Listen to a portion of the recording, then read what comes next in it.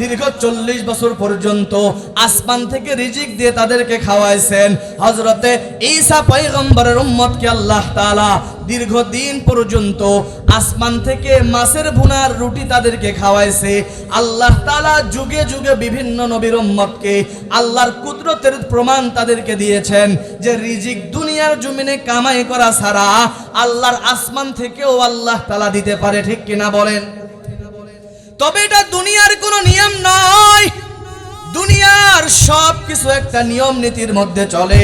এই জন্য রিজিক এটা মানুষ উপার্জন করবে, এটাও দুনিয়ার একটা নিয়ম। দুনিয়ার জমিনে লক্ষ কোটি কোটি কর্মস্থলের ব্যবস্থা আল্লাহ তাআলা করে দিয়েছেন। দুনিয়ার উম্মত নিজের যোগ্যতা অনুযায়ী সকলেই রিজিক উপার্জন করবে কর্মস্থলের মাধ্যমে, এটাই দুনিয়ার নিয়ম। কর্ম করা লাগবে কি লাগবে না? জোরে বলেন, লাগবে কি লাগবে না? যার জন্য আল্লাহ তাআলা নিজেই কোরআনের মধ্যে ঘোষণা করে বলছেন, ফাইদা কুদিয়াতিস সালাহ ফান্তাশিরু ফিল আরদি ওয়াবতাগু মিন ফাদলিল্লাহ ওয়াযকুরুল্লাহা কাসীরান লাআল্লাকুম তুফলিহুন।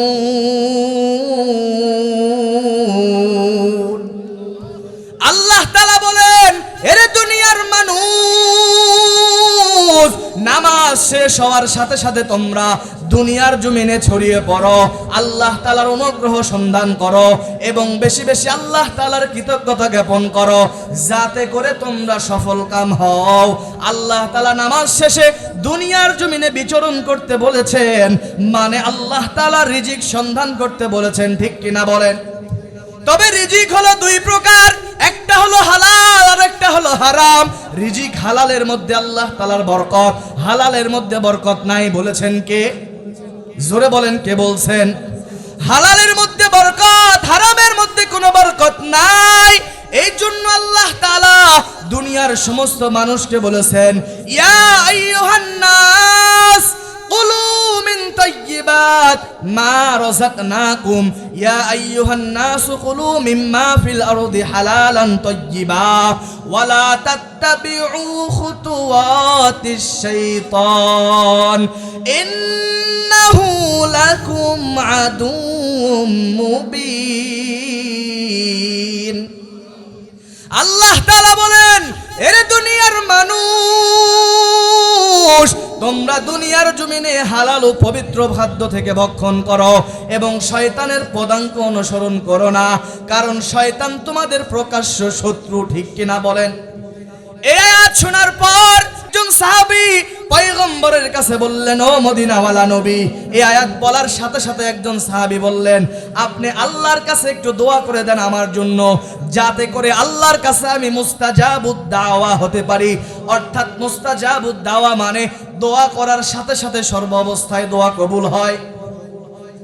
মদিনাওয়ালা নবী বললেন, এটা সাহাবী ভালো করে শোনো, তুমি যদি মুস্তাজাবুদ দাওয়া হতে চাও তাহলে তোমার রিজিকের মধ্যে তুমি হালাল রিজিক ঢুকাও, হারামকে দূরে সরে ফেলে দাও। এই হালাল রিজিক যদি তোমার জীবনের মধ্যে ঢুকাইতে পারো, তুমি আল্লাহ তাআলার দরবারে মুস্তাজাবুদ দাওয়া হয়ে যেতে পারবা। যে এলাকায় মাদ্রাসা হয়, এটা আল্লাহ তাআলার পক্ষ থেকে দেওয়া নিয়ামত। যে বাড়িতে আল্লাহর কোরআনুল কারীমের তেলাওয়াত হয়, ওই বাড়িতে আল্লাহ পাক রব্বুল আলামিন সরাসরি আসমান থেকে আল্লাহ তাআলার নিয়ামত বর্ষণ করে। আপনার বাড়িতে কোরআন তেলাওয়াত নাই, পড়েন না, পারেন না, কিন্তু আপনার এলাকায় মাদ্রাসা আছে, বলে যেই এলাকার মধ্যে মাদ্রাসা থাকবে আল্লাহ পাক রব্বুল আলামিন মাদ্রাসার ভিতরে 24টা ঘন্টা কোরআনের পাখিরা ইলম শিক্ষা করবে, কোরআনের জ্ঞান শিক্ষা করবে। আল্লাহ পাক রব্বুল আলামিন 24টা ঘন্টা আসমান থেকে আল্লাহর নিয়ামত বর্ষণ করবে। তাহলে বোঝা গেল যে কোরআন আপনি বোঝেন আর না বোঝেন, মানেন আর না মানেন, কোরআন পড়লেই তার মধ্যে সওয়াব আছে, আছে না নাই? তো তার মানে এটা বলা যাবে না যে কোরআন শুধুমাত্র বুঝলেই পড়তে হবে, না বুঝলেই পড়া যাবে না, এটা বলা যাবে না। বরং কোরআনের প্রত্যেকটা হরফে হরফে 10টি করে নেকি লিখে দিবেন কে? জোরে বলেন, কে দিবেন? এই জন্য কোরআনে হাফেজদেরকে নিয়ে, মাদ্রাসাকে নিয়ে কোনো কটূক্তি করার, বাজে মন্তব্য করার, বাঁকা ইঙ্গিতে কথা বলার কোনো সুযোগ নাই। কথা বলেন ঠিক কিনা? কোরআন নাজিল করেছেন কে? ইন্না নাহনু নাযালনা যিকরা ওয়া ইন্না লাহু লাহাফিজুন। আল্লাহ তাআলা নিজেই বলছেন কোরআন নাজিল করেছি আমি আল্লাহ, কোরআনকে সংরক্ষণ করব আমি আল্লাহ। কিয়ামত কায়েম হয়ে যাবে, গোটা পৃথিবীর বাতিলরা যদি চাই কোরআনকে ডাবায়া দিবে, নিভায়া দিবে, সেই বাতিল ধ্বংস হয়ে যাবে। কোরআনকে কেউ কখনো নিভাইতে পারবে না, কোরআনের সম্মান নষ্ট করতে পারবে না, ঠিক কিনা বলেন? তো বিধায় বলতে চাই, যেখানে আল্লাহর কোরআনুল কারীমের তেলাওয়াত হয়, যেই মাদ্রাসায় কোরআন শিক্ষা দেওয়া হয়, আল্লাহ রসুল বলছেন পৃথিবীর সবথেকে শ্রেষ্ঠ ওই ব্যক্তি যে নিজে কোরআন শিখে এবং শিখায়। যে নিজে কোরআন শিখে এবং শিখায় পৃথিবীর সবথেকে শ্রেষ্ঠ ওই ব্যক্তি। এটা কার কথা? রসুলের কথা। খায়রুকুম মান তাআল্লামাল কুরআনা ওয়া আল্লামা। পৃথিবীর মধ্যে সর্বোত্তম ওই ব্যক্তি যে নিজে কোরআন শিখে এবং আরেকজনকে শিক্ষা দেয়। তাহলে বোঝা গেল কোরআন এমন একটা জিনিস যেটা যেখানেই ছোঁয়া লাগবে সেই জায়গাটাই দামি হয়ে যাবে, ঠিক কিনা? কোরআন যদি সংসদে ছোঁয়া লাগে, সংসদ থেকে কোরআনের আইন পাশ হয়, সংসদকে আল্লাহ তাআলা দামি বানায় দিবেন, নিয়ামত দিয়ে ভরে দিবেন, ঠিক কিনা? পার্লামেন্টে যদি কোরআন থাকে, সেখানেও কোরআনের ছোঁয়া লাগার কারণে আল্লাহ তাআলা সেখান থেকেও দামি আইন বাংলার জমিনে জারি করে দিবেন, ঠিক কিনা বলেন? সংসদে আইন কোরআন নেই বলেই যে কোরআন আমরা শিখবো না, পড়বো না, এটা বলা যাবে না। বরং আমরা সংসদেও আইন চাই, ঘরেও চাই, বাড়িতেও চাই, মাদ্রাসায়ও চাই, মসজিদেও চাই, মানুষের প্রত্যেকটা জীবনের মধ্যে আমরা কোরআন চাই, ঠিক কিনা বলেন? আল্লাহ পাক রব্বুল আলামিন কোরআনের শান, মান, মর্যাদা বুঝার তৌফিক দান করুক, সকলে বলি আমিন। তো কোরআন এমন একটা জিনিস যেটা মন চাইলেই আমি অর্জন করলাম, মন চাইলেই ফেলে দিলাম, কিয়ামত পর্যন্ত সম্ভব নয়। কোরআন চাইলেই আপনার দিলের মধ্যে আঁকড়ে ধরে রাখতে পারবেন না, যতক্ষণ না পর্যন্ত কোরআনকে আঁকড়ে রাখার যে সমস্ত নিয়ম আপনাকে আল্লাহ তাআলা বলে দিয়েছেন, এই নিয়মগুলো যদি আপনি না মেনে চলেন। এলাকায় হাজারো মানুষ আছে, ধনী লোকের সন্তানও মাদ্রাসায় পড়ে, গরিবের সন্তানও মাদ্রাসায় পড়ে, কিন্তু আমরা দেখেছি বাংলার জমিনে 117টা দেশকে পিছনে ফেলে কোরআনের বিশ্বজয়ী হাফেজ তৈরি হয়েছেন। নাজমুস সাকিব, হাফেজ জাকারিয়া, সালে আহমদ তাকরিম, এরকম শত শত কোরআনের হাফেজ, বিশ্বজয়ী হাফেজ বাংলার জমিনে আছে। আজ পর্যন্ত একটা প্রমাণ কেউ দেখাতে পারবে না যে ধনী লোকের সন্তান, বড় লোকের সন্তান কোরআনের হাফেজ হইতে পারছে, বিশ্বজয়ী হাফেজ হইতে পারছে, এমন কোন ভূমিকা, এমন কোন প্রমাণ নেই। বরং দিন মজুরের সন্তান, ভ্যান চালকের সন্তান, গরিবের সন্তান মাদ্রাসায় পড়ে কোরআনের শিক্ষা অর্জন করে বিশ্বজয়ী হাফেজ হয়ে মায়ের কোলে ফিরে এসেছেন, ঠিক কিনা বলেন? তাহলে বোঝা গেল টাকা পয়সা থাকলেই কোরআনের ইলম শিক্ষা করা সম্ভব। ইলম, কোরআনের ইলম বড় দামি জিনিস। টাকা দিয়ে, পয়সা দিয়ে ভার্সিটিতে পড়া যায়, ভার্সিটির সার্টিফিকেট অর্জন করা যায়, এই বিশ্ববিদ্যালয়ে পড়াশোনা করা যায়, বিশ্ববিদ্যালয়ের সার্টিফিকেট অর্জন করা যায়। লক্ষ কোটি কোটি টাকা থাকতে পারে, কিন্তু টাকা দিয়ে কখনো কোরআনের ইলম আপনি কিনতে পারবেন না, ঠিক কিনা বলেন? কোরআনের ইলম এত সহজ না। সিনাই থাকবে কিন্তু পেটের মধ্যে আপনি হারাম ঢুকায় দিবেন, কিয়ামত পর্যন্ত থাকবেন, ঠিক কিনা বলেন? এই জন্য সন্তানকে আমি মাদ্রাসায় পড়াবো, কোরআনের আলেম বানাবো, হাফেজ বানাবো, কোরআনের ইলম ঢোকানোর চেষ্টা করব। কিন্তু মা বাবা যদি পরিশুদ্ধ না হয়, আপনি বাবা, আপনার রিজিক যদি পরিশুদ্ধ না হয়, হালাল না হয়, ওই সন্তান কখনো হাফেজ আলেম হতে পারবে না। যার জন্য দেখবেন হাজারো লক্ষ কোটি কোটি টাকার মালিক হারাম পন্থায় উপার্জন করে মাদ্রাসায় পড়াইছে সন্তানকে, আলেম হাফেজ বানাবে, কিয়ামত পর্যন্ত সম্ভব হয় নাই। একই গ্রামের গরিব ভ্যান চালক, রিক্সা চালক, দিন মজুর মাথার ঘাম পায়ে ফেলে দিনে 500 টাকা উপার্জন করে, এই টাকা দিয়ে কিছু মাদ্রাসায় মাসিক বেতন দিয়ে সন্তানকে মানুষ করায়। এই গরিবের সন্তান ভালো হাফেজ আলেম, বিশ্বজয়ী হাফেজ হয় মায়ের কোলে ফিরে আসে, ঠিক কিনা বলে? এই জন্য ভাইরা, মাদ্রাসায় আপনারা সন্তানকে দেন, মাদ্রাসায় পড়ান। সন্তানকে মাদ্রাসায় দেওয়ার আগে আপনার রিজিকটাকে পরিশুদ্ধ করতে হবে। আপনার রিজিকটা হালাল নাকি হারাম, এদিকে আগে লক্ষ্য রাখতে হবে। হারাম টাকায় সন্তানকে হাজারো চেষ্টা করেন, মদিনা ইউনিভার্সিটি, মিশর আজহারে যদি ভর্তি করে দেন, হারাম টাকা দিয়ে যদি মাদ্রাসায় পড়ান, কিয়ামত পর্যন্ত পরিপূর্ণ ইলম হাসিল করতে পারবে না। ঠিক কিনা বলেন? রিজিক এটা তো আল্লাহ তাআলার হাতে। রিজিক মাদ্রাসায় পড়লেই রিজিক পাবে না, আর স্কুল কলেজ ভার্সিটিতে পড়লেই রিজিক পাবে, এই কথা 100-র মধ্যে 100% ভুল। আপনারা মানেন কি মানেন না? রিজিকের চাবিকাঠি কার হাতে? জোরে বলেন, কার হাতে? আল্লাহ তাআলা নিজেই বলছেন, আমি যে আয়াত পাঠ করছি, ওয়ামা মিন দাব্বাতিন ফিল আরদি ইল্লা আলাল্লাহি রিজকুহা, দুনিয়ার জমিনে বিচরণকারী যত প্রাণী, যত মাখলুক, কীট পতঙ্গ, সকলের রিজিকের দায়িত্ব আমি আল্লাহ তাআলা নিজের হাতে নিয়ে নিয়েছি। রিজিক কাকে বলা হয়? বলে যেই বস্তুকে কোনো প্রাণী আহার রূপে ভক্ষণ করে এবং এই বস্তু থেকে তার শরীরের দৈহিক শক্তি উপার্জন হয়, এটাকে রিজিক বলে। রিজিক দুই প্রকার, এক নম্বরে হালাল, আর একটা হলো হারাম। হালাল রিজিক কাকে বলা হয়? বলে যদি যেটা শরীয়তের পন্থা অনুযায়ী উপার্জন করে ভক্ষণ করা হয়, এটাকেই হালাল রিজিক বলা হয়। আর যেটা শরীয়তকে পিছনে ফেলে, ধাক্কা দিয়ে সরে দিয়ে হারাম অবৈধ পন্থায় উপার্জন করে ভক্ষণ করা হয়, এটাকেই হারাম বলা হয়। হালালের মধ্যে কোনো বরকত নাই, হালালের মধ্যেই বরকত আছে। কথা বলেন ঠিক কিনা? রিজিকের চাবিকাঠি আল্লাহ তাআলার হাতে। তাহলে রিজিক কয় প্রকার? জুড়ে বলেন, কয় প্রকার? দুই প্রকার। যে বান্দাটা হারাম পন্থায় রিজিক উপার্জন করে, আল্লাহ পাক রাসূল আল্লাহ তাআলার নবী বলেন যে হালাল পন্থায় উপার্জন না করে যদি বান্দা আল্লাহর উপরে আস্থা ভরসা রেখে অপেক্ষা করতে থাকে, যেই টাকাটা, যেই পয়সাটা হারাম পন্থায় তুমি উপার্জন করেছো, একই পরিমাণ অর্থ আল্লাহ পাক রব্বুল আলামিন হালাল পন্থায় তোমার ঘরে ঢুকাইয়া দিবেন। সুবহানাল্লাহ বলে। কারণ রিজিকের চাবিকাঠি কার হাতে? জোরে বলেন, কার হাতে? আল্লাহ তাআলার হাতে। এই জন্য আল্লাহ নিজেই বলছেন, ওয়ামা মিন দাব্বাতিন ফিল আরদি ইল্লা আলাল্লাহি রিজকুহা ওয়া ইয়ালামু মুস্তাকাররাহা ওয়া মুস্তাওদাআহা কুল্লুন ফি কিতাবিম মুবিন। আল্লাহ পাক রব্বুল আলামিন নিজেই বলছেন, ওয়ামা মিন দাব্বাতিন ফিল আরদি ইল্লা আলাল্লাহি রিজকুহা, দুনিয়ার জমিনে বিচরণকারী এমন কোনো মাখলুক নাই, এমন কোনো প্রাণী নাই যেই মাখলুক, যেই প্রাণীর রিজিকের দায়িত্ব আমি আল্লাহ তাআলা নেই নাই। বলে আল্লাহ তাআলা নিজেই নিয়ে নিয়েছেন। আল্লাহর উপরে কেউ মনে হয় চাপিয়ে দিয়েছে? বলে না না, আল্লাহর উপরে কেউ চাপিয়ে দেওয়ার মতন কোনো সত্তা দুনিয়াতেও নাই, আসমানেও নাই, জমিনের মধ্যেও নাই।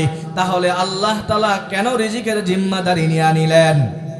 বলে আল্লাহ তাআলা বান্দাকে বড় বানাইছে, মায়া করে, মহব্বত করে, দয়া করে বানাইছে, যার জন্য বান্দার রিজিকের দায়িত্ব আমার আল্লাহ তাআলা নিজেই জিম্মায় নিয়ে নিয়েছে।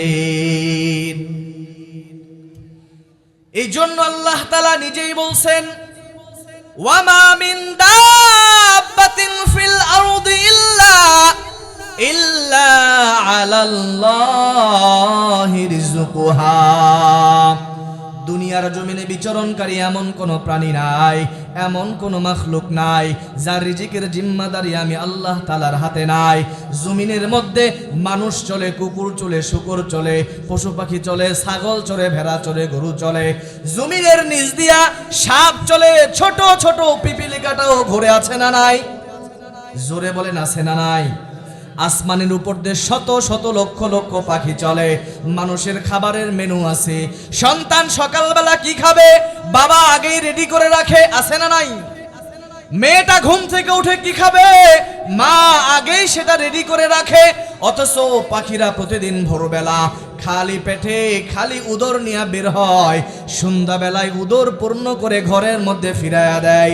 পাখিদের মাও নাই, বাবাও নাই, তাদের খাবার মেনু দিবে কে? তাদের রিজিক দেয় কে? তাদের খাবার দেয়। বলে আল্লাহ তাআলা বলেন, বান্দা এই রিজিক দেওয়ার মালিক দুনিয়ার কোনো এমপি, মন্ত্রী, নেতা নয়। এই রিজিক দেওয়ার মালিক একজন, চিল্লায়া বলেন তার নাম। রিজিক দেওয়ার মালিক কে? আরো জোরে বলেন কে? এই যে আপনাদের সামনে যে আয়াতটা পাঠ করলাম, ইমাম কুরতুবী রাহমাতুল্লাহি আলাইহি তার তাফসীর গ্রন্থের মধ্যে এই আয়াতের তাফসীর লিখতে গিয়া ইমাম আবু মালিক আশআরী গোত্রের একটা ঘটনা বর্ণনা করছেন। ইয়ামান থেকে একটা দল মদিনার উদ্দেশ্যে রওনা দিয়া দিল। ইমাম আবু মালিক আশআরীর নেতৃত্বে তারা ইয়ামান থেকে যখন মদিনার উদ্দেশ্যে রওনা দিয়া দিল, মদিনায় আসার কাছাকাছি পথ যখন মদিনার কাছে কাছে পৌঁছাবে, হঠাৎ করে তাদের খাবার সব শেষ হয়ে গেল। কোনো খাবার নাই, পানীয় নাই, কিছুই নাই। কি দিয়ে তাদের জীবন পরিচালনা করবে? এবার কোন রকম কষ্ট করে যখন মদিনায় পৌঁছাইলেন, মদিনায় পৌঁছানোর পর একজনকে প্রতিনিধি বানায়া দেওয়া হলো, যে বান্দাটাকে রহমাতুল লিল আলামিন নবীর কাছে পাঠানো হবে। এই বান্দাটা যেন আমাদের দূর অবস্থার কথা নবীকে জানায়, আমাদের কোনো খাবারের রিজিকের ব্যবস্থা নাই, ইয়ামান থেকে মদিনায় আসার পথে রাস্তায় সব শেষ হয়ে গেছে। নবী যদি এই খবর জানার পরে আমাদের জন্য কোনো খাবারের ব্যবস্থা করে। একজন প্রতিনিধিকে পাঠানো হলো, এই সাহাবী তুমি যাও, নবীর কাছে গিয়ে আমাদের দূর অবস্থার কথা জানায়া দাও। এবার সাহাবী চলে গেলেন নবীর বাড়িতে এই খবর দেওয়ার জন্য। সাহাবী যখন নবীর বাড়ির কাছে কাছে যাবে ভাব, এমন সময় শুনলেন নবী তার বাড়ির থেকে গুনগুন করে কোরআন তেলাওয়াত করতেছে। সাহাবী যখন বাড়ির কাছে একেবারে চলে গেলেন, নবীর বাড়ির সামনে যখন দাঁড়ায়, হঠাৎ করে সাহাবীর কানের মধ্যে আওয়াজ, মদিনাওয়ালা নবীর জবান থেকে, কণ্ঠ মোবারক থেকে তেলাওয়াত হচ্ছেন, ওয়ামা মিন দাব্বাতিন ফিল আরদি ইল্লা আলাল্লাহি রিজকুহা। আল্লাহ তাআলা নিজেই বলছেন, দুনিয়ার জমিনে বিচরণকারী এমন কোন প্রাণী নাই যার রিজিকের দায়িত্ব আমি আল্লাহ তাআলা, আমি আল্লাহর হাতে নেই নাই। এই আয়াত যখন নবীর জবান থেকে বাহির হয়ে গেল, সাহাবীর কানের মধ্যে যখন এই আয়াত ঢুকে গেল, সাহাবী এবার নিজে নিজেই চিন্তা ভাবনা করলেন, আল্লাহ নিজেই যেখানে বলছেন দুনিয়ার জমিনে এমন কোন প্রাণী নাই যার রিজিকের দায়িত্ব আমি আল্লাহ তাআলার হাতে নাই, তাহলে আমি কেন আল্লাহর উপরে ভরসা করা বাদ দিয়া নবীর কাছে আমি রিজিক চাইতে যাব? সাহাবী এবার ভাবলেন, আমরা তো আশরাফুল মাখলুকাত, শ্রেষ্ঠ নবীর উম্মত, আমরা সমস্ত নবীদের সেরা নবীর উম্মত। আল্লাহ তাআলা বলেন, ওয়ালাকাদ কাররামনা বানি আদম, এই দুনিয়ার আদম সন্তানের দল, আমি আল্লাহ তাআলা তোমাদেরকে শ্রেষ্ঠত্ব দান করলাম। আল্লাহ তাআলা আমাদেরকে শ্রেষ্ঠ বানিয়েছেন। 18,000 মাখলুকাত আল্লাহ তাআলা বানাইছেন। শুকর আল্লাহ বানাইছেন, কুকুর বানাইছেন, গরু ছাগল ভেড়া বকরি কত কি বানাইছেন। কাউকে শ্রেষ্ঠ বলে ঘোষণা করেন নাই, কিন্তু আমাদের মানুষকে শ্রেষ্ঠ বলে ঘোষণা করছেন। আল্লাহ যদি কুকুরের, শুকুরের, ভেড়া ছাগল বকরির রিজিকের ব্যবস্থা করে, আমরা আশরাফুল মাখলুকাত মানুষ, আমরা যদি আল্লাহর উপরে ভরসা করে আল্লাহর কাছে রিজিক চাই, ও মুসলমান বলেন আল্লাহ তাআলা দিতে পারে কি পারে না? আরো জোরে বলেন, পারে কি পারে না? এবার সাহাবী মনে মনে ভাবলেন, আল্লাহ নিজে যখন রিজিকের জিম্মাদারি নিয়ে নিয়েছেন, তাহলে আমি কেন নবীর কাছে গিয়া সাহায্য চাবো? সাহাবী এবার বন্ধু সাথীদের কামরার মধ্যে চলে গেলেন, তাদের ওই মজমার মধ্যে চলে গেলেন। যাওয়ার পরে সাথীদেরকে বলে দিলেন, এই সাথীদের দল, তোমরা অপেক্ষা করো, আল্লাহ তাআলার পক্ষ থেকে তোমাদের জন্য সাহায্য আসতেছে। সব সাথীরা মনে মনে ভাবলেন, নবীর কাছে মনে হয় এই আমাদের ঘটনা খুলে বলছে, নবী মনে হয় সাহায্য পাঠাবে, এই জন্য মনে হয় আল্লাহর কথা বলছে। সমস্ত সাহাবীরা অপেক্ষায় রইলেন। কিছুক্ষণ যাওয়ার পর হঠাৎ করে একটা বড় গামলা ভর্তি রুটি আর গোশত তাদের কাছে চলে আসলেন। সবাই উদরপূর্ণ করে খেলেন। খাওয়ার পর অনেকগুলো রুটি আর গোশত বেঁচে গেল। এবার সবাই মিলে পরামর্শ করলেন, যেই মদিনাওয়ালা নবী আমাদের কষ্টের সময় আমাদের দূর অবস্থার কথা শোনার পর আমাদের জন্য এত সুন্দর রুটি আর গোশতর ব্যবস্থা করছেন, এই রুটি আর গোশত আমরা নষ্ট করব না, আমরা নিজেও খাবো না, বাকি রুটি আর গোশতগুলো নবীর কাছে তোমরা পৌঁছায়া দাও। দুইজন ব্যক্তিকে পাঠানো হলো, যাও নবীর কাছে রুটি আর গোশতগুলো ফিরায়া দাও। দুইজন ব্যক্তি নবীর কাছে যখন নিয়ে গেলেন, নবীকে যখন বললেন, ও পয়গম্বর, আপনার পাঠানো গোশত আর রুটি আমরা উদরপূর্ণ করে খেয়েছি, এরপরে এত বাকি রুটিগুলো আর গোশতগুলো রয়ে গেল, এগুলা আপনি খান, সাহাবীদেরকে খাওয়ান, আপনার পরিবারকে খাওয়ান। কিন্তু গোশত আর রুটি তো নবী দেয় নাই, দিছেন কে? জোরে বলেন, কে দিছেন? নবী হতবাক হয়ে গেল, কি ব্যাপার, এই রুটি আর গোশত তো আমি নবী দেই নাই, কোথায় থেকে এই রুটি আর গোশত তোমাদের কাছে আসলো? এবার পুরা ঘটনা খুলে বলা হলো। ওই সাহাবীকে পাঠানো হলো যাকে নবীর কাছে পাঠানো হয়েছিল। এবার সাহাবী ঘটনা খুলে বললেন, নবী যখন কোরআন তেলাওয়াত করতেছেন, তার জবানের আয়াত যখন তার কানের মধ্যে ঢুকে গেল, ওয়ামা মিন দাব্বাতিন ফিল আরদি ইল্লা আলাল্লাহি রিজকুহা, দুনিয়ার সমস্ত প্রাণী মাখলুকের রিজিকের জিম্মাদারি আল্লাহর হাতে। তো সাহাবী বলতেছেন, যখন আল্লাহর হাতে রিজিক, আমি নবীর কাছে চাই না, আল্লাহর উপরে ভরসা করে চলে গিয়েছি, এই রিজিক তাহলে কোথা থেকে আসলো? এই কথা শোনার পর মদিনাওয়ালা নবী বলেন, এরে দুনিয়ার মানুষ, ও সাহাবায়ে কেরামদের দল, আল্লাহর কসম করে বলি, এই রুটি আর গোশত আমি নবী তোমাদের জন্য পাঠাই নাই, এই রুটি আর গোশত আমার স্বয়ং আল্লাহ তোমাদের জন্য পাঠিয়েছেন। আল্লাহ আল্লাহ কে মুবারক নাম হায়, আল্লাহ আল্লাহ আশিকু কা কাম হায়, আল্লাহ আল্লাহ তু মেরা মাবুদ হায়, আল্লাহ আল্লাহ তু মেরা মাশুক হায়। রিজিকের মালিক কে? আরো জোরে বলেন, রিজিকের মালিক কে? কিন্তু আপনি আমি রিজিক চাই কার কাছে? নেতার কাছে গিয়ে আমরা রিজিক চাই, পড়াশোনা করে সার্টিফিকেটের পিছনে দৌড়াই, ঘুষ নিয়ে চাকরির জন্য দৌড়াই, আছে না নাই? আরো জোরে বলেন, আছে না নাই? বিবাহ করার সময় শ্বশুরের কাছে যৌতুক দাবি করে, এটা আমার রিজিক। ছেলের বাপ বলে, ছেলেকে পড়াশোনা করে বড় কষ্ট করে 14 বছর 15 বছর সরকারি চাকরি নিয়ে দিছি, কত কষ্ট করে 15 থেকে 20 লক্ষ টাকা খরচ করছি, আমার ছেলেটা দিয়া তোমার মেয়ের বিয়ে দিমু এমনি এমনি না, বলে যে টাকা দিতে চাকরি লাগছে, চাকরি দিতে যে টাকা খরচ হয়েছে 15 থেকে 20 লাখ টাকা আমার দেওয়া লাগবে। আছে না নাই? জোরে বলেন, আছে না নাই?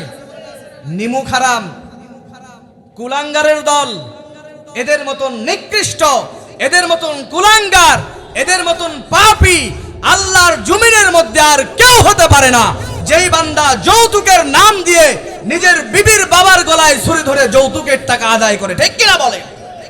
আছে না নাই? এই নিমু খারাম নাই? 15 লাখ 20 লাখ টাকা ডিমান্ড যৌতুক দেয়, তারপরেও মন ভরে না। দেখা যায় বছর না যাইতেই এই দাবি, হোন্ডার দাবি, ঘর সাজার দাবি, এইটা ওইটা, জমি কিনবে, টাকা দিতেই থাকে, তারপরেও মন ভরে না। আছে না নাই? এই যুবক ভাইয়েরা, তোমরা যেই যৌতুকের টাকা দিয়ে রিজিকি তালাশ করো, এই যৌতুক যদি তুমি না খাইতা, তুমি কি মরে যাইতা? জোরে বলেন, মরে যাইতেন? এরে বদরগঞ্জের যুবক, আজকে থেকে সিদ্ধান্ত নাও, যতদিন বাঁচবো আল্লাহ তাআলার হুকুম মেনে চলবো। আমি নিজে যখন বিবাহ করতে যাব, শ্বশুর বাড়ির থেকে টাকা নিব না, শ্বশুর বাড়ির খানা 1 টাকাও আমি খাবো না, বরং আমার উপার্জনের টাকা দিয়ে আমার বিবিকে খাওয়াবো, শ্বশুর বাড়ির লোকজনকে খাওয়াবো, আমি আমার উপার্জনের টাকা দিয়ে আমার মা বাবাকে খাওয়াবো, আত্মীয় স্বজনদের খাওয়াবো, দরকার হলে জীবন দিয়ে দিব, বিবাহ করব না। এরপরেও শ্বশুর বাড়ির কোনো যৌতুকের টাকা নিব না। কারা কারা পারবেন? নিয়ত থাকলে 2টা হাত আল্লাহকে দেখায়া দেন। লিল্লাহে তাকবীর, নারে তাকবীর। দেখছেন ইমানের কি অবস্থা? বলে হুজুর নিয়ত করে আসি, বাবারা বলতেছে যে আমার ছেলেটা যখন বিয়ে দেবো, সবাই একটু চেপে চেপে আসেন, আগে আসেন সবাই, ওই যে অনেকে দাঁড়ায় আছে তো, সবাই চেপে আসেন, সামনে চেপে আসেন ভাই। মুরব্বীরা ভাবতেছে হুজুর দুনিয়াতে আর কোনো টপিক পাইলেন না, এমন একটা টপিক ধরছেন, এই চলে যাচ্ছে কি? আপনার মন খারাপ করলেন নাকি মুরব্বী? কি মন খারাপ করছেন নাকি? চলে যাচ্ছেন কেন? আই হাই, আসল জায়গায় মনে হয় হাত দিয়ে দিছি না, কি বলেন? আস্তাগফিরুল্লাহ, আমারে আর দাওয়াত দিয়েন না জান। আচ্ছা, প্রসাব করতে গেলে সমস্যা নাই, ঠিক আছে। কি যুবক ভাই, পারবো তো ইনশাআল্লাহ? মুরব্বীরা হয়তো মনে মনে ভাবতেছে, হুজুর ছেলেটারে বিয়ের সময় যৌতুকের টাকা কিছু দাবি করতাম, আর আপনি তো আসল জায়গায় এসে হাত দিয়ে দিয়েছেন। যুবকরাও বলতেছে, হুজুর চাকরি বাকরি পাই নাই, বসে আছি, যে বিয়ের সময় শ্বশুর বাড়ি থেকে কিছু টাকা পয়সা নিয়ে ব্যবসা করবো, আপনি আসল জায়গায় হাত দিয়ে দিলেন। আসলে কি তাই? জোরে বলেন তাই না? হালাল রিজিক খাওয়া এটা আপনার আমার উপরে ফরজ, শ্বশুর বাড়ির যৌতুকের টাকা খাওয়া আপনার আমার জন্য হারাম। জোরে বলেন কি হারাম? আপনারা কি হারাম খেতে চান? জোরে বলেন খেতে চান? তাহলে শ্বশুর বাড়ির যৌতুক খাবো না, সুদের টাকা, ঘুষের টাকা, বেহাপনার কোনো টাকা, পাপ করে উপার্জন, জুলুম করে উপার্জন করে কোনো টাকা উপার্জন করে আমরা খাবো না, ইনশা। জোরে বলেন ইনশা। জিন্দেগিতে যতদিন থাকবো একমাত্র রব আল্লাহ তাআলার গোলামি করব, আল্লাহর কোরআনের বিধান অনুযায়ী নিজের জীবন চালাবো, আমাদের পরিবার চালাবো, পরিজনকে চালাবো, পাশাপাশি আল্লাহর কোরআন যেন বাংলার জমিনে, পৃথিবীর জমিনে কায়েম হয়, এই চেষ্টাও করব ইনশা। জোরে বলেন ইনশা। জিন্দেগিতে ভালো কাজে কাটাবো তো ইনশাআল্লাহ? জোরে বলেন কাটাবো তো ইনশাআল্লাহ? जिंदगी में बंदगी तू करना है, जिंदगी बे बंदगी शर्मिंदा है, जिंदगी बे बंदगी शर्मिंदा है, जिंदगी में बंदगी तू करना है, जिंदगी बे बंदगी शर्मिंदा है, जिंदगी बे बंदगी शर्मिंदा है। दुनिया में हो दुनिया का तलबगार ना हो, बाजार से गुजार हो, खरीदार ना हो,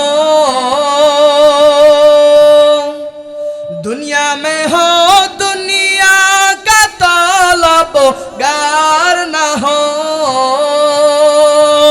बाजार से गुजार हो, खरीदार ना हो। ये दुनिया एक मिसले कागज फूल है, ये दुनिया एक मिसले कागज फूल है, जिंदगी में बंदगी तू करना है,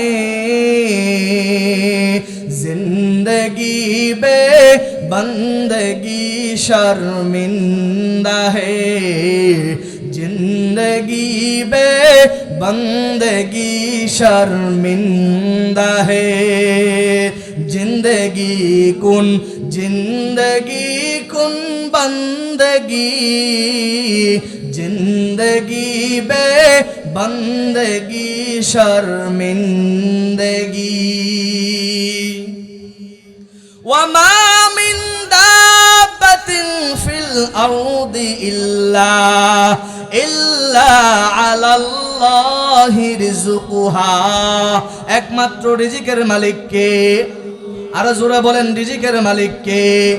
আল্লাহ তাআলা চাইলে আসমান থেকে রিজিক দিতে পারে কি পারে না?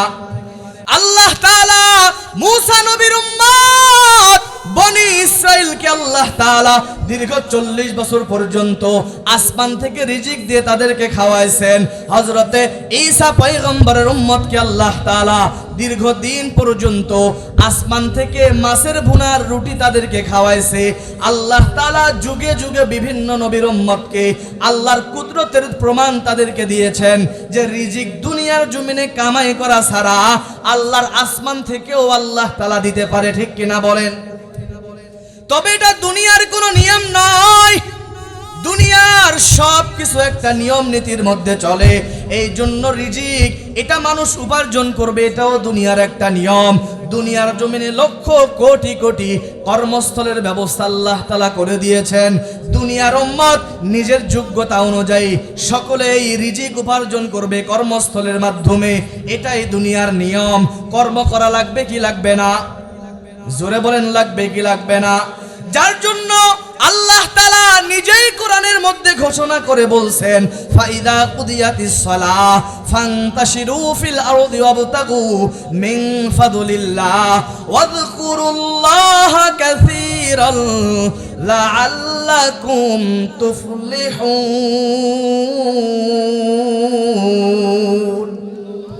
আল্লাহ তাআলা বলেন, এরে দুনিয়ার মানুষ, নামাজ শেষ হওয়ার সাথে সাথে তোমরা দুনিয়ার জমিনে ছড়িয়ে পড়ো, আল্লাহ তাআলার অনুগ্রহ সন্ধান করো এবং বেশি বেশি আল্লাহ তাআলার কৃতজ্ঞতা জ্ঞাপন করো, যাতে করে তোমরা সফল কাম হও। আল্লাহ তাআলা নামাজ শেষে দুনিয়ার জমিনে বিচরণ করতে বলেছেন, মানে আল্লাহ তাআলা রিজিক সন্ধান করতে বলেছেন, ঠিক কিনা বলেন? তবে রিজিক হলো দুই প্রকার, একটা হলো হালাল আর একটা হলো হারাম। রিজিক হালালের মধ্যে আল্লাহ তাআলার বরকত, হালালের মধ্যে বরকত নাই। বলেছেন কে? জোরে বলেন, কে বলছেন? হালালের মধ্যে বরকত, হারামের মধ্যে কোনো বরকত নাই। এই জন্য আল্লাহ তাআলা দুনিয়ার সমস্ত মানুষকে বলেছেন, ইয়া আইয়ুহান নাস কুলু মিন তাইয়্যিবাত মা রাযাকনাকুম, ইয়া আইয়ুহান নাস কুলু মিম্মা ফিল আরদি হালালান তাইয়্যিবা ওয়ালা তাত্তাবিউ খুতুওয়াতিশ শাইতান ইন্নাহু লাকুম আদুউম মুবিন। আল্লাহ তাআলা বলেন, এরে দুনিয়ার মানুষ, তোমরা দুনিয়ার জমিনে হালাল ও পবিত্র খাদ্য থেকে ভক্ষণ করো এবং শয়তানের পদাঙ্ক অনুসরণ করো না, কারণ শয়তান তোমাদের প্রকাশ্য শত্রু, ঠিক কিনা বলেন? এই আয়াত শোনার পর একজন সাহাবী পয়গম্বরের কাছে বললেন, ও মদিনাওয়ালা নবী। এই আয়াত বলার সাথে সাথে একজন সাহাবী বললেন, আপনি আল্লাহর কাছে একটু দোয়া করে দেন আমার জন্য, যাতে করে আল্লাহর কাছে আমি মুস্তাজাবুদ দাওয়া হতে পারি। অর্থাৎ মুস্তাজাবুদ দাওয়া মানে দোয়া করার সাথে সাথে সর্ব অবস্থায় দোয়া কবুল হয়। মদিনাওয়ালা নবী বললেন, এটা সাহাবী ভালো করে শোনো, তুমি যদি মুস্তাজাবুদ দাওয়া হতে চাও তাহলে তোমার রিজিকের মধ্যে তুমি হালাল রিজিক ঢুকাও, হারামকে দূরে সরে ফেলে দাও। এই হালাল রিজিক যদি তোমার জীবনের মধ্যে ঢুকাইতে পারো, তুমি আল্লাহ তাআলার দরবারে মুস্তাজাবুদ দাওয়া হয়ে যেতে পারবা। কারণ হারাম বড় খারাপ। এক লোকমা হারাম খাবার যদি কোনো বান্দা নিজের পেটের মধ্যে দেয়, বান্দা 40 দিন পর্যন্ত তোমার কোনো ইবাদত আল্লাহর দরবারে কবুল হবে না।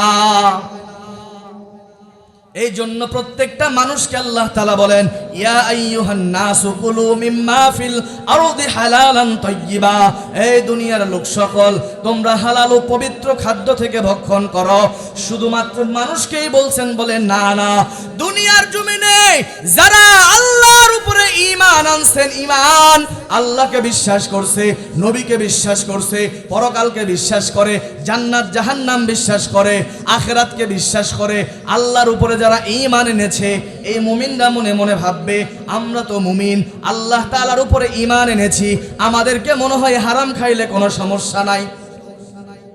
কিন্তু না না, আল্লাহ তাআলা দুনিয়ার সমস্ত মুমিনদেরকে পর্যন্ত বলছেন, ইয়া আইয়ুহাল্লাযীনা আমানু কুলু মিন তাইয়্যিবাত মা রাযাকনাকুম ওয়াশকুরু লিল্লাহি ইন কুনতুম ইয়্যাহু তা'বুদুন। আল্লাহ তাআলা বলেন, এরে দুনিয়ার ঈমানদারদের দল, তোমরা পবিত্র হালাল ও খাদ্যদ্রব্য থেকে ভক্ষণ করো, যেটা আমি তোমাদেরকে রিজিক হিসেবে দিয়েছি, এবং বেশি বেশি আল্লাহর কৃতজ্ঞতা জ্ঞাপন করো। যা যদি তোমরা আল্লাহর ইবাদত করো, তাহলে বোঝা গেল আল্লাহ শুধুমাত্র মানুষকে বলেন নাই, আল্লাহর প্রিয় বান্দা মুমিনদেরকে বলেছেন। এবার মুমিনরা ভাবতে পারে আমরা ঈমান এনেছি আল্লাহর উপরে, তারপরেও আল্লাহ আমাদেরকে হালাল রিজিক খাইতে বলছেন, তাহলে নবী রাসূলদের মনে হয় হালাল খাওয়ার দরকার নাই, তারা মনে হয় হারাম খাইলেও চলবে। কিন্তু না না, আল্লাহ তাআলা নবীদেরকে পর্যন্ত বলছেন, রাসূলদেরকে পর্যন্ত বলছেন। আল্লাহ তাআলা বলেন, ইয়া আইয়ুহার রাসূল কুলু মিন তাইয়্যিবাত ওয়া'মালু সালিহা ইন্নী বিমা তা'মালুনা আলিম। এই দুনিয়ার নবী রাসূলদের দল, তোমরাও হালাল ও পবিত্র খাদ্য থেকে ভক্ষণ করো, মানুষকে আল্লাহর দ্বীনের পথে ডাকো। তোমরা যা কিছু করো সব কিছুর বিষয়ে একজন জানেন, চিল্লায়া বলেন তার নাম। কে জানেন? আরো জোরে বলেন, কে জানেন? নবী রাসূলদেরকে পর্যন্ত হালাল রিজিক খাওয়ার জন্য আল্লাহ তাআলা বলছে। শুধু নবী রাসূলদের জন্য নয়, প্রত্যেকের জন্য হালাল খাওয়া ফরজ। এই জন্য মদিনাওয়ালা নবী বলেন, ক্বালা রাসূলুল্লাহ সাল্লাল্লাহু আলাইহি ওয়াসাল্লাম, তলাবু কাসবিল হালালি ফারিদাতুন বা'দাল ফারিদা। সমস্ত ফরজ কাজ সমূহের মধ্যে থেকে হালাল রিজিক খাওয়া, হালাল রিজিক উপার্জন করা, এটাও আমার মুমিন বান্দাদের জন্য প্রত্যেকের উপরে ফরজ। হালাল খাওয়া কি? জোরে বলেন কি? হালাল খাওয়া ফরজ। হালাল রিজিকের কি পরিমাণ বরকত জানেন? বলে হালাল খাইলে ঈমান তাজা হয়, ঈমানের মধ্যে নূর তৈরি হয়, কাপুরুষত্ব দূর হয়, ইবাদতের মধ্যে তৌফিক লাভ হয়, ইবাদতের মধ্যে মজা পাওয়া যায়, ইলমের মধ্যে বরকত হয়। আর হারাম বড় খারাপ। হারাম যে বান্দা খায় তার ঈমান দুর্বল হয়ে যায়, ঈমান নিভে যায়, ইলম দূর হয়ে যায়, ইবাদতের মধ্যে তৌফিক পায় না, ইবাদতের মধ্যে মজা পায় না। এই জন্য দেখবেন যারা হালাল পন্থায় উপার্জন করে, দিন মজুর ভ্যান চালক যারা নামাজি, হালাল পন্থায় উপার্জন করে সামান্য নিয়ে খুশি থাকে, নামাজের মধ্যে দাঁড়ায়, নামাজের মধ্যে যখন হালাল খোরেরা দাঁড়ায়, দুনিয়ার সব কিছু ভুলে যায় নামাজের মধ্যে দাঁড়াইলে, ঠিক কিনা বলেন? আর হারাম খোরদের এমন এক অবস্থা, মসজিদে গেলেই মাথা গরম, ইমাম সাহেবের উপরে জুলুম করে, খতিবের উপরে জুলুম করে। খতিব যদি হারামের বিষয়ে বলে, রাতের বেলায় রাতের মধ্যে ইমাম সাহেবের চাকরি নোট করে দেয়। আছে না নাই? জোরে বলেন, আছে না নাই? হারামের মধ্যে বরকত আছে নাকি হালালের মধ্যে? আরো জোরে বলেন। হালালের মধ্যে বরকত। এই হালাল উপার্জন করা প্রত্যেকের উপরে ফরজ। হালালের মধ্যে কি পরিমাণ বরকত জানেন? দারুল উলুম দেওবন্দের এলাকার মধ্যে একজন ব্যক্তি যার নাম ছিল শাহজি আব্দুল্লাহ, বান্দা পেশায় একজন ঘাস বিক্রেতা। প্রতিদিন ঘাস বিক্রি করে করে তার সংসার চালায়। প্রতিদিন আল্লাহর বান্দা এক বোঝা করে ঘাস বাজারে বিক্রি করার জন্য নিয়ে যায়। এই ঘাস প্রতিদিন 6 পয়সায় বিক্রি করে, কিন্তু এই ঘাসের চাহিদা বাজারের মধ্যে অনেক বেশি, কারণ এলাকার মধ্যে একটা প্রভাব চালু হয়ে গেছে। প্রত্যেকের মধ্যে একটা কথা ঢুকে গেছে, বলে আব্দুল্লাহ শাহজির ঘাস যেই গরুকে খাওয়ানো হয় ওই গরুর দুধ বেশি হয়, যেই গরুকে খাওয়ানো হয় ওই গরু মোটা তাজা হয়, যেই বাড়িতে ঘাস নিয়ে যাওয়া হয় আল্লাহ তাআলার বরকত পাওয়া যায়। এই জন্য সবাই সিরিয়াল ধরে, লাইন ধরে ধরে ঘাস নেওয়ার জন্য দাঁড়ায়া যায়। কিন্তু আল্লাহর বান্দা সবাইকে ঘাস দেয় না, যে সবার আগে আসে তাকেই শুধু ঘাস দেয়। এই বান্দা 6 পয়সা দিয়ে এই ঘাসগুলো বিক্রি করে, 2 পয়সা দিয়া বান্দা সংসার চালায়, 2 পয়সা আল্লাহর রাস্তায় দান করে দেয়, আর 2 পয়সা বান্দা জমা রাখে। এই টাকা জমাইয়া জমাইয়া বছরে 1 টাকার উপরে কিছু টাকা হয়। এই টাকা কি করে? আল্লাহর বান্দাকে জিজ্ঞেস করা হয়, আল্লাহর বান্দা বলেন এই টাকা জমাইয়া জমাইয়া বছরে একবার দারুল উলুম দেওবন্দ মাদ্রাসার আলেম ওলামাদেরকে দাওয়াত করে আমার বাড়িতে খাওয়ায়। ওই জামানার দারুল উলুম দেওবন্দের সদরুল মুদাররিস আল্লামা ইয়াকুব নানুতুবি রহমাতুল্লাহি আলাইহি, তাকে একবার জিজ্ঞাসা করা হয়েছিল, তিনি বলেন আমরা বছরে একবার ওই শাহজি আব্দুল্লাহর বাড়িতে দাওয়াত খাওয়ার জন্য সারাটা বছর 365 দিন অপেক্ষা করতে থাকি। আল্লামা ইয়াকুব নানুতুবি রহমাতুল্লাহি আলাইকে একবার প্রশ্ন করা হলো, ও আল্লামা ইয়াকুব নানুতুবি, আপনি ওই শাহজি আব্দুল্লাহ বড় গরিব মানুষ, ঘাস বিক্রি করে কিছু টাকা জমায়, এই টাকার দাওয়াত খাওয়ার জন্য সারা বছর অপেক্ষায় থাকেন, কারণটা কি? আল্লামা ইয়াকুব নানুতুবি রহমাতুল্লাহি আলাইহি বলেন, এরে দুনিয়ার মানুষ, ওই শাহজি আব্দুল্লাহর বাড়িতে একদিন যদি আমরা দাওয়াত খাই, ওই এক বেলা দাওয়াত খাওয়ার খাবারের প্রভাব 40 দিন পর্যন্ত আমাদের ঈমান তাজা করে দেয়। আল্লামা ইয়াকুব নানুতুবি রহমাতুল্লাহি আলাইহি বলেন, একদিন যদি তাদের বাড়িতে আমরা দাওয়াত খাই, 40 দিন পর্যন্ত ঈমানের নূর বেড়ে যায়। বলে যখন নামাজের মধ্যে দাঁড়ায়, মন চায় শুধু নামাজ পড়তেই থাকি। কোরআন তেলাওয়াতের জন্য যখন বসি, বলে যখন কোরআন তেলাওয়াত শুরু করে দেই, মন চাই বেশি বেশি করে কোরআন তেলাওয়াত করি। যখন আল্লাহ আল্লাহ আল্লাহ নামের জিকির করি, মন চায় সারাটা সময় জিকিরের মধ্যে কাটায়া দেই। আল্লামা ইয়াকুব নানুতুবি রহমাতুল্লাহি আলাইহি আরেকটা ঘটনা বলেছেন। তিনি বলেন, আরেকবার আমাকে একটা দাওয়াত করলো। দাওয়াত বাড়িতে যাওয়ার পর যখন খাবার খাইতে বসলাম, এক লোকমা খাবার মুখের মধ্যে দেওয়ার পর কেমন যেন সন্দেহ ভাব, শরীরের মধ্যে খাবার ঢুকতে চাই না।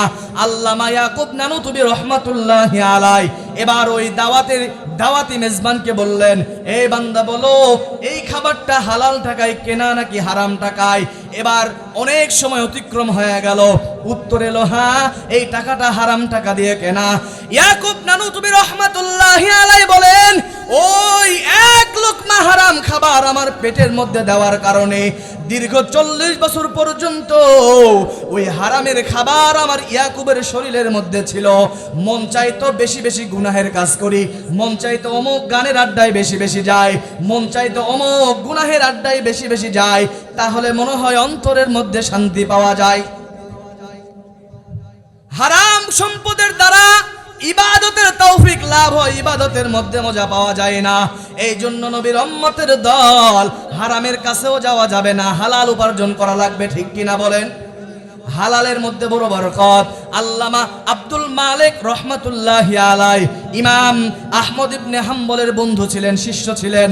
একবার ইমাম আহমদ ইবনে হাম্বল কে লক্ষ্য করে ইমাম মালিক রহমাতুল্লাহি আলাইহি চিঠি লিখলেন, হে ইমাম আহমদ ইবনে হাম্বল, অনেক দিন তোমার সাথে দেখা নাই, একদিন মিশরের মধ্যে আসো, তোমার সাথে সাক্ষাৎ হবে। চিঠি পাওয়ার সাথে সাথে ইমাম আহমদ ইবনে হাম্বল উত্তর দিয়া দিলেন, অমুক মাসে অমুক দিন আমি মিশরের মধ্যে আসব তোমার সাথে দেখা করার জন্য। তারিখ যখন এসে গেল, ইমাম আহমদ ইবনে হাম্বল ইমাম মালিক রহমাতুল্লাহি আলাইহির মিশরের মধ্যে চলে আসলেন।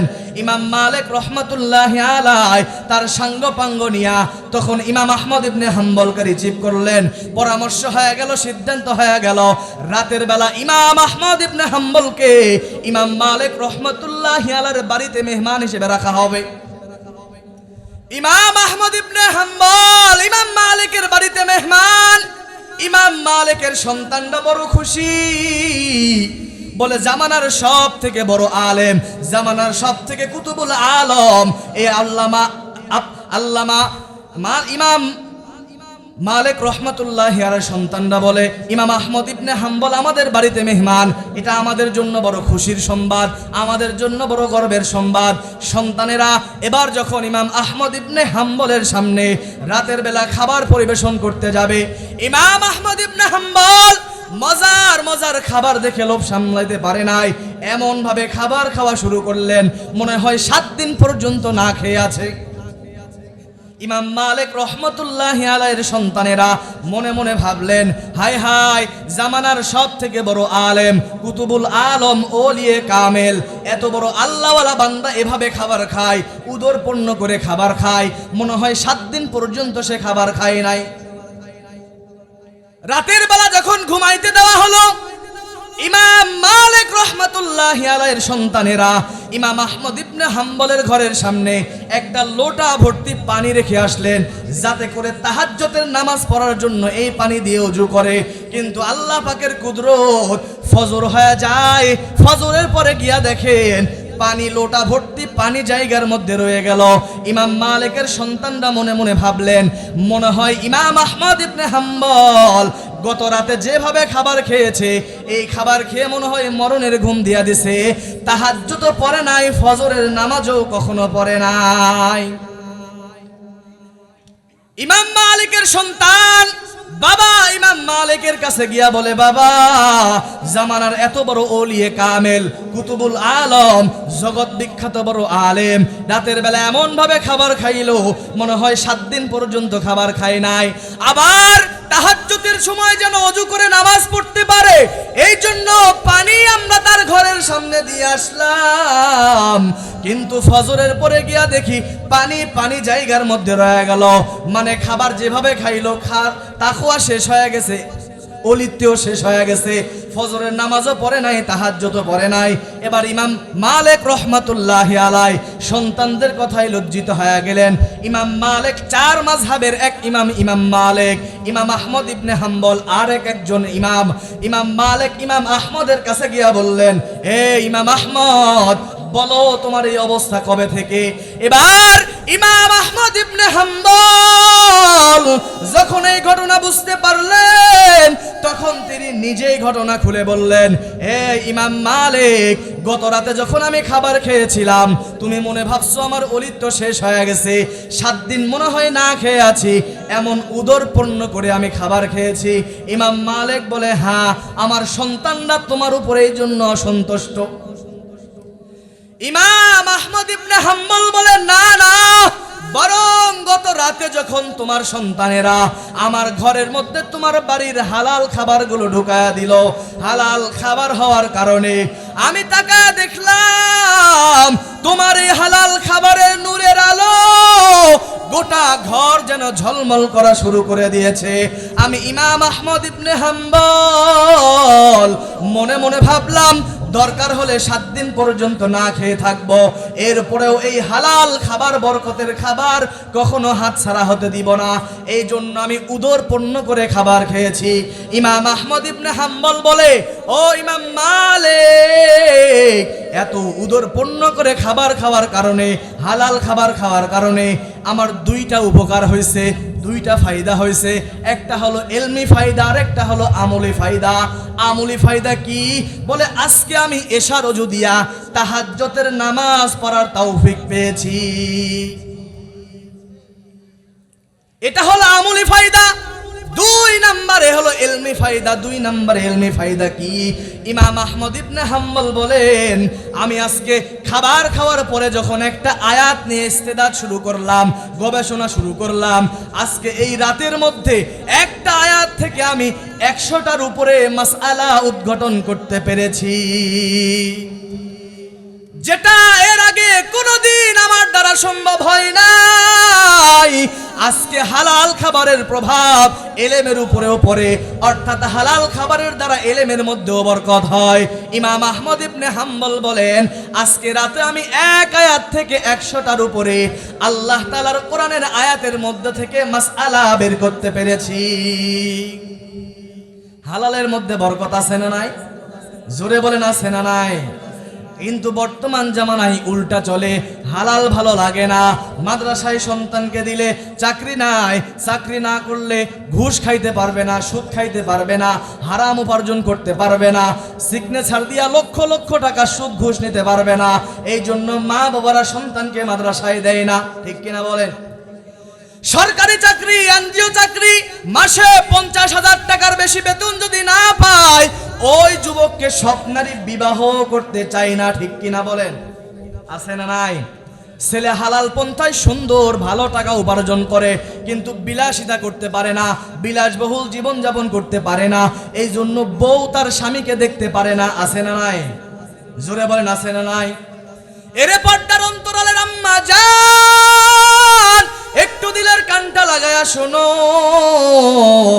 স্বামীকে গিয়া তুমি আজকে রাতের বেলায় জানায় দিবা, এ স্বামী আমার, তুমি যদি হারাম পন্থায় উপার্জন করো, লক্ষ টাকাও যদি করো, আমি তোমার স্বামীর হারাম টাকা চাই না। হালাল ভাবে যদি 10 টাকাও পারো মাসে ইনকাম করে আনো, এটা দিয়ে আমি খাবো, আমার সন্তানকেও খাওয়াবো, তুমিও খাবা, তোমার বাপ মাও খাবে। তাহলে কি লাভ? বলে হালাল খাবারের দ্বারা সন্তানের ফ্যামিলির মধ্যে বরকত আসে, ইবাদতের মধ্যে মজা পাওয়া যায়। এ আম্মা জান, আপনার গর্ভের মধ্যে সন্তান, আপনি যদি হারাম খান, এই হারামের প্রভাব আপনার সন্তানের মধ্যে পড়বে। এই সন্তানটা দুনিয়াতে আসার পর হারাম খাবার খাওয়াবেন, এই সন্তানের মধ্যে হারাম খাওয়ার প্রভাব একজন ঢুকায়া দিবেন, চিল্লায়া বলেন তার নাম। সন্তানকে খুশি করার জন্য হারাম পন্থায় অবলম্বন করেন, হারাম উপার্জন করেন, মানুষকে জুলুম করে, মানুষের উপরে অত্যাচার করে টাকা উপার্জন করেন।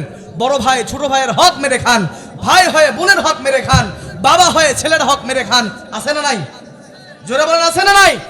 মসজিদের কমিটি মসজিদের হক মেরে খায়, মসজিদের টাকা দিয়ে সুদের কাজে লাগায়া দেয়। মাদ্রাসার কমিটি হুজুরদের উপরে, আলেমদের উপরে অত্যাচার করে, জুলুম করে মাদ্রাসার টাকা খায়। আছে না নাই? এত মুনাফিকি করে হারাম ভাবে উপার্জন করে খাইতেছেন। আপনার যে পাপের ভাগ আপনার বিবি হবে, আপনার সন্তান হবে, আপনার মা বাবা হবে। তাহলে কেন করেন? তওবা করবেন তো ইনশাআল্লাহ? জোরে বলেন, করবেন তো ইনশাআল্লাহ?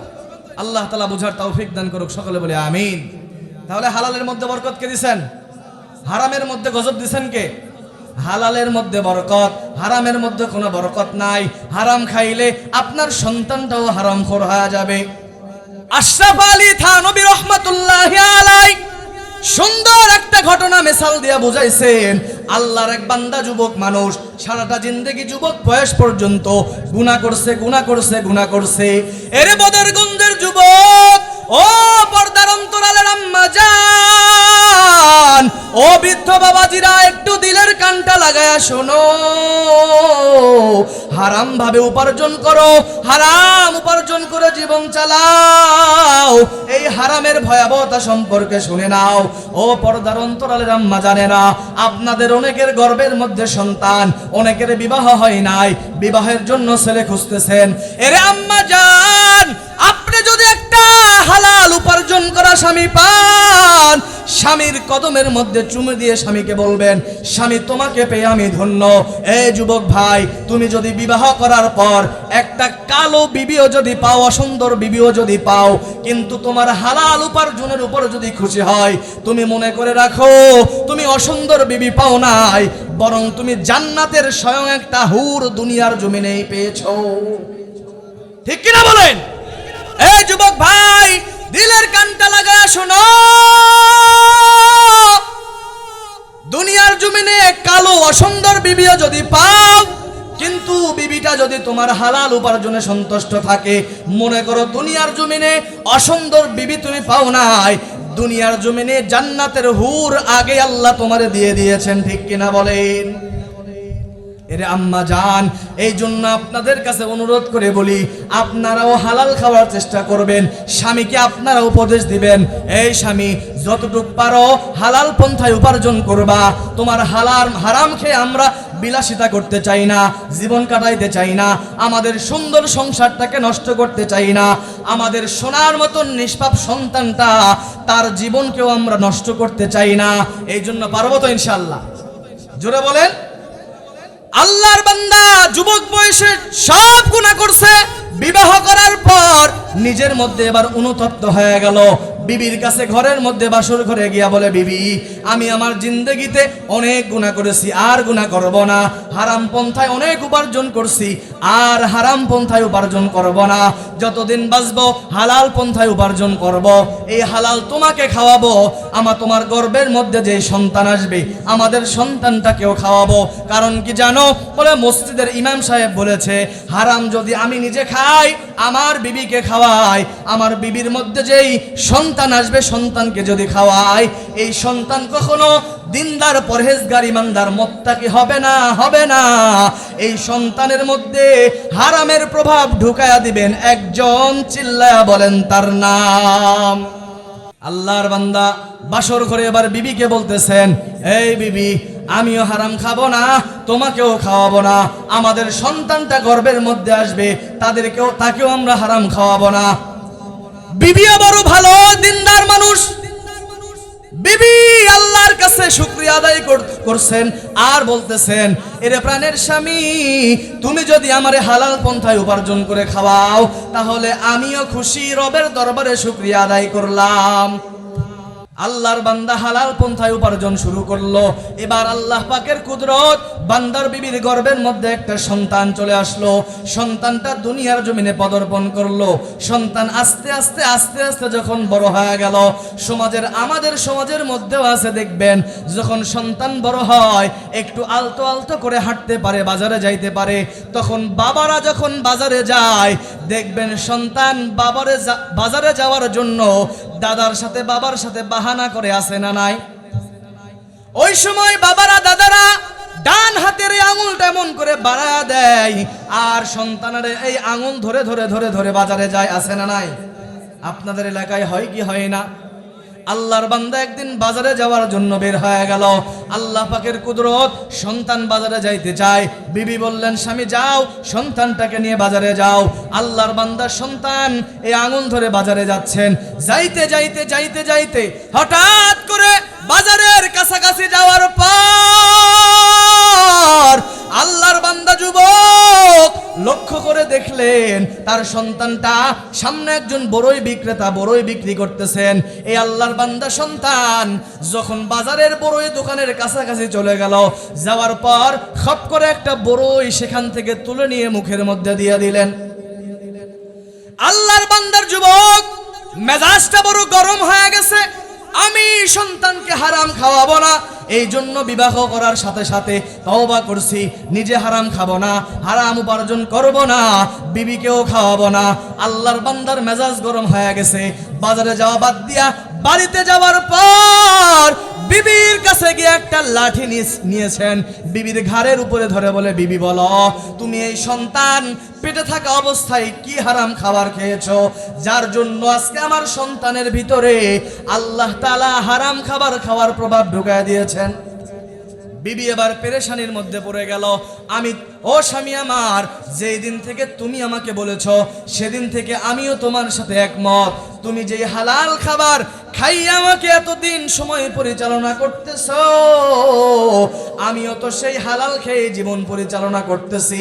পেরেশান হয়ে গেল আল্লাহর বান্দা যুবকও চিন্তায়, বিবিও চিন্তায়। একদিন দুই দিন করতে করতে 3 দিন অতিক্রম হয়ে গেল। 3 দিন পর এবার বিবির স্মরণ এসে গেল। আল্লাহর বান্দি এবার মনে মনে একটা জিনিস খেয়াল করলেন, আমার সন্তান যখন আমার গর্ভের মধ্যে ছিল, আমি যখন আমাদের উঠানের মধ্যে হাঁটাহাঁটি করতেছিলাম, ওই সময় একটা পার্শ্ববর্তী বাড়িওয়ালার বড়ইয়ের গাছ রয়েছে। ওই বড়ইয়ের গাছের ডাল আমাদের চাল বেয়ে আমাদের বাড়ির মধ্যে ঢুকে গিয়েছে। আমি গর্ভবতী অবস্থায় পাকা টুপটুপে একটা বড়ই গাছের বড়ই ডালের মধ্যে ঝুলে আছে। দেখবেন মহিলারা কিন্তু টক দেখলে অটোমেটিক দুর্বল হয়ে যায়, ঠিক কিনা বলেন? জোরে বলেন ঠিক কিনা? আল্লাহর বান্দি বলেন, ওই সময় আমি ওই টক বড়ই দেখে আমি আমার লোভকে সামলাইতে পারি নাই, ওই টক বড়ইটা পেরে আমি খেয়ে ফেলেছি। ওই বাড়িওয়ালাকে বলি নাই। আল্লাহর বান্দির স্বামী এবার ডাক দিয়া বলে, ও প্রাণের বিবি,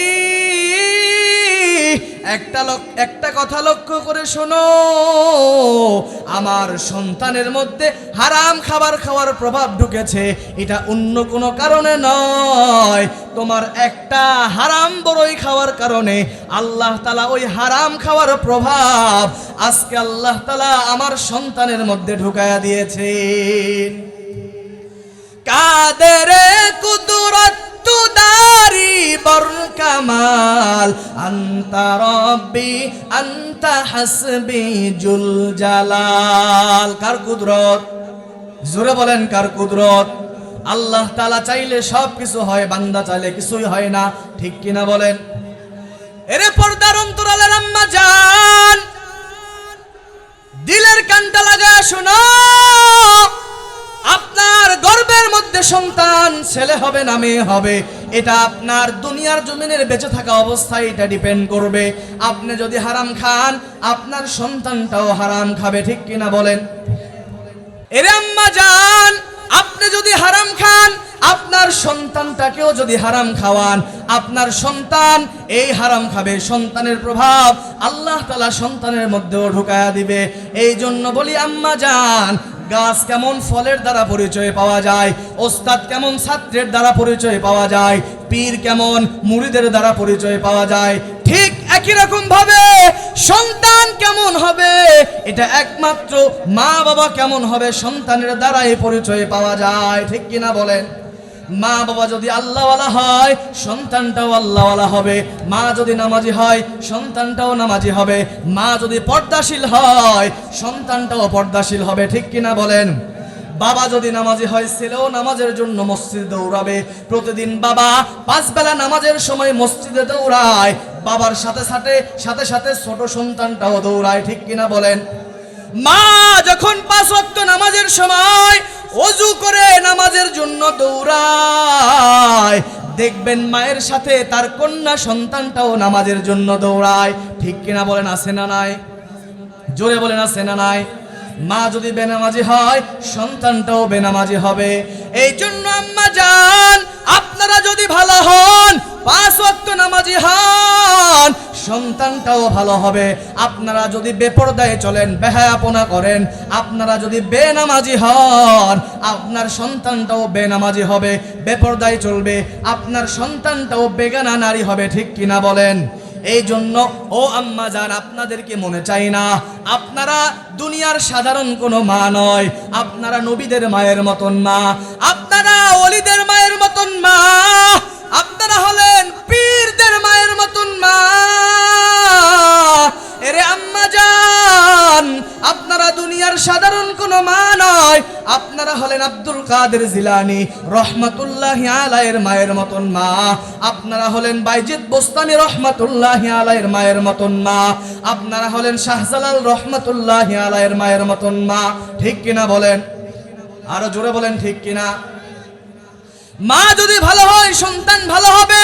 আপনারা দুনিয়ার সাধারণ কোনো মা নয়, আপনারা নবীদের মায়ের মতন মা, ওলিদের মায়ের মতন মা, পীরদের মায়ের মতন মা, কোরআনে হাফেজদের মায়ের মতন মা, এই জামানার বড় আলেম আল্লামা মামুনুল হক সাহেবের মায়ের মতন মা, আল্লামা খালেদ সাইফুল্লাহ আইয়ুবী দামাত বরকাতুহুম এর মায়ের মতন মা। আপনারা হলেন জামানার সব থেকে বড় আলেম, ওই বাইতুল মুকাররম জাতীয় মসজিদের খতিব আল্লামা আব্দুল মালিক দামাত বরকাতুহুম এর মায়ের মতন আপনারাও মা, ঠিক কিনা বলেন? আপনাদেরকে মনে চাই না আপনাদের একটা সন্তান হাফেজ হবে, আলেম হবে। আপনি মা মারা যাওয়ার পর আপনি মায়ের জানাজা আপনার সন্তান পড়াবে। আল্লাহর কসম করে বলি রে আম্মা জান, এর চাইতে ভালো পাওয়া দুনিয়ার জমিনে আর কি হতে পারে? আপনার সন্তান যদি আপনার জানাজা পড়ায়া দেয়, দুনিয়ার জমিনে আপনি মারা গেলে আপনার সন্তান হুজুর ধার করতে যাবে মাদ্রাসায়, হুজুর ধার করতে যাবে মসজিদে, ওই হুজুর এসে আপনার জন্য দোয়া করবে। এই দোয়া কবুল হবে নাকি এটার কোনো গ্যারান্টি নাই, ঠিক কিনা বলেন? আরো জোরে বলেন, ঠিক কিনা? কিন্তু মদিনাওয়ালা নবী বলেন, কোন সন্তান তার মায়ের জানাজার নামাজ যদি নিজেই পড়ায়া দেয়, মায়ের কবর যদি নিজেই মায়ের লাশটাকে যদি কবরের মধ্যে নামায়া দেয়, এরপরে মাকে দাফন করার পর মায়ের কবরের সামনে দাঁড়াইয়া 2টা হাত উঠাইয়া আল্লাহর দরবারে ডেকে ডেকে বলে, ও দয়ার মালিক, আমার মা আমার জন্য কত কষ্ট করেছে, কতদিন নামাজ কাজা দিয়েছে, কতদিন ঘুমাইতে পারে নাই, খাইতে পারে নাই, আমারে 10 মাস 10 দিন গর্ভের মধ্যে ধারণ করছে। এই মা আমার জন্য কত কষ্ট করছে। এই মা আজকে তোমার এলাকার মেহমান হয়ে গেছে গো আল্লাহ। আমি আমার মায়ের সন্তান, আমি আমার মায়ের জন্য হাত উঠাইয়া তোমার দরবারে দোয়া করি, ও দয়ার মালিক, আমার মায়ের কবরের মধ্যে তুমি আযাব দিও না, দিও না, দিও না।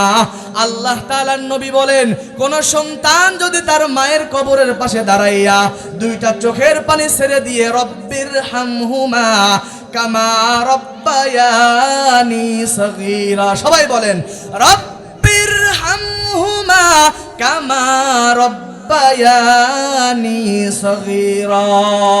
এই দোয়া পড়ে পড়ে যদি চোখের পানি ছেড়ে দেয়, মদিনাওয়ালা নবী বলেন এই চোখের পানি চোখের কোঠা বেয়ে পড়ার আগে আগে আল্লাহ তাআলা ওই মা বাবার কবরের আযাবকে মাফ করে দিবেন। আল্লাহ চাইলে পারে কি পারে না? জোরে বলেন পারে কি পারে না? তাহলে আম্মা জানেরা, আপনারা যদি ভালো হন সন্তান ভালো হবে, আপনারা যদি নামাজি হন সন্তান নামাজি হবে, আপনারা যদি পর্দাশীল হন আপনার মেয়েটা পর্দাশীল হবে, ঠিক কিনা বলেন? মা বাবা মনে করে আমরা যা কিছুই করি সন্তানকে ভালো বানাবো, বলে কিয়ামত পর্যন্ত সম্ভব নয়। আপনি 5 ওয়াক্ত নামাজ পড়বেন সন্তানকে পড়াবেন না, আপনি পর্দা করবেন সন্তানকে করাবেন না, আপনি জিন্দেগিতেও জান্নাতে যেতে পারবেন না। কারণ দুনিয়ার জমিনে ছেলে যত অপরাধ করবে সব দায়ী হবে তার বাবা, মেয়ে বিবাহের আগে যত অপরাধ করবে সব দায়ী হবে তার মা বাবা, বিবাহের পরে একজন নারী যদি বেপরদায় চলে, গুনাহ করে, পাপ কাজ করে, সব দায়ী হবে তার স্বামী। কি হবে? জোরে বলেন। মেয়ে আপনার বিবি যদি গুনাহ করে, এই গুনার পরিপূর্ণ দায়ী হবেন আপনার স্বামী। এই জন্য যুবক ভাইদেরকে বলতে চাই, আপনারাও নিজের স্ত্রীদেরকে পর্দায় রাখার চেষ্টা করবেন। ও পর্দার অন্তরালের আম্মা জানেরা, আপনারাও পর্দা করার চেষ্টা করবেন।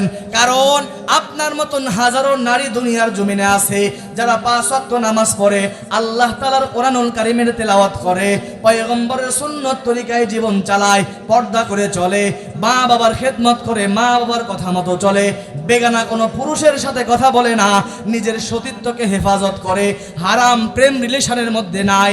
এমন নারী দুনিয়ার জমিনে আছে না নাই? জোরে বলেন আছে না নাই? এরে আম্মা জান, আপনাদেরকে বোঝানোর জন্য বলি রে আম্মা জান, আপনি যদি দিনদার হন আপনার গর্ভের থেকে কোরআনের হাফেজ বের হবে, আলেম বের হবে।